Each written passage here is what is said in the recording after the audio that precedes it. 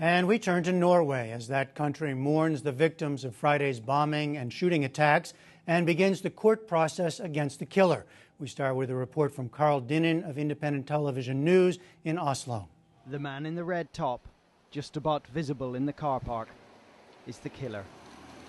Anders Behring Breivik was rushed to and from court with a police escort today. In the back seat, he smiles, looks relaxed. Although Breivik admits the killings, he denies he is guilty of a crime.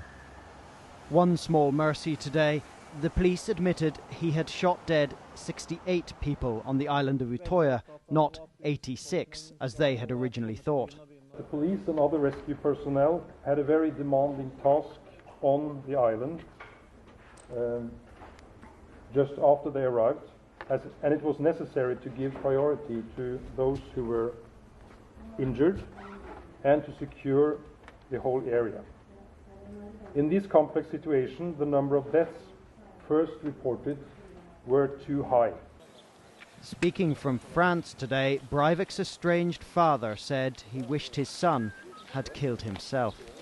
In Oslo, hundreds had gathered outside the courthouse, but the court ruled that the remand hearing would be heard in closed session. What are the reasons for holding a closed hearing today? Yes, it's because of the needs for the further investigation and also the security questions in this very, very special matter. But after the short hearing, the judge emerged to relay through his translator Breivik's first explanation for his murderous actions. Målet med attentatet var å gi et kraftig signal til folket. The accused explained that the Labour Party has failed the country and the people, and the price of their treason is what they had to pay yesterday. The operation was not to kill as many people as possible, but to give a strong signal that cannot be misunderstood. That as long as the Labour Party keeps driving its ideological line and keeps deconstructing Norwegian culture and mass importing Muslims, then they must assume responsibility for this treason, and any person with a conscience cannot allow its country to be colonized by Muslims. End of quote.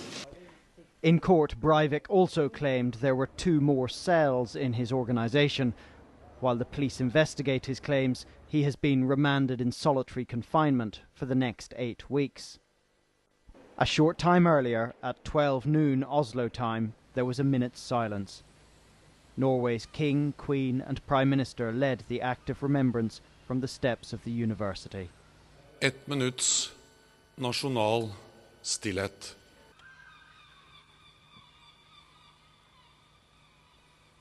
In Oslo, the trams stood still. Near Utøya, the rescue workers paused. And across Scandinavia, the moment was marked.